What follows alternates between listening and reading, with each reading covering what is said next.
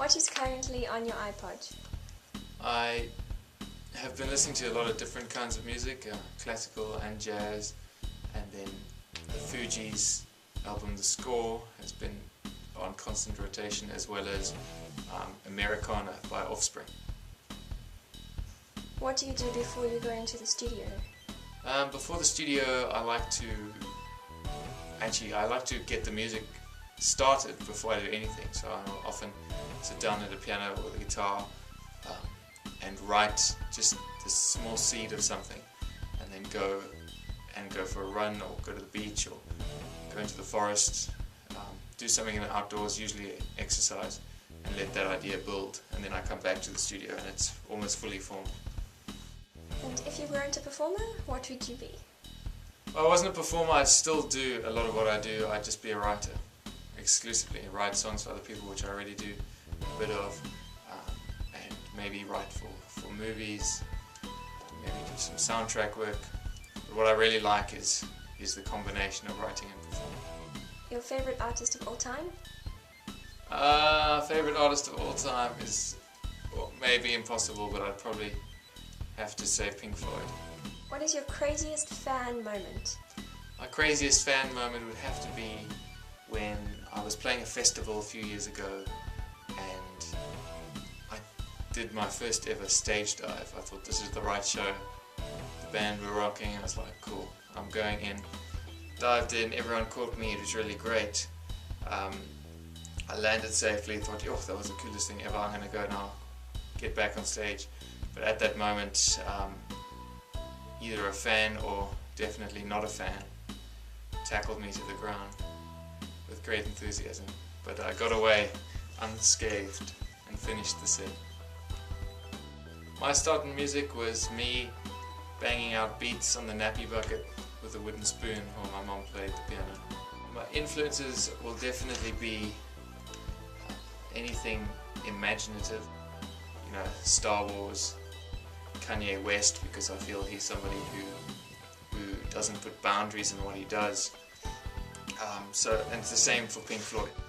My sound is influenced by all those things I've just mentioned, but I'd probably say it's maybe this mixtape aside, because this mixtape follows the mixtape format where I've used other people's beats, so you couldn't say it's entirely my sound. My sound will come across, but I would say that when I write my own music, it's kind of epic bubblegum pop meets rap meets 70s rock.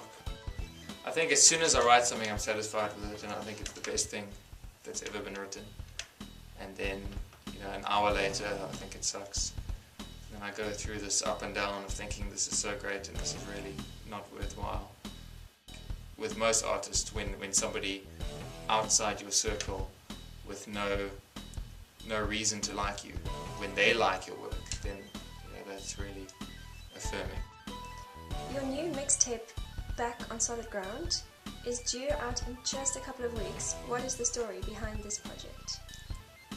Back on Solid Ground was just a side project for fun when I was really focused last year on writing songs for the pop industry, specifically Korea and Japan, because I had a few bits of interest there as a songwriter.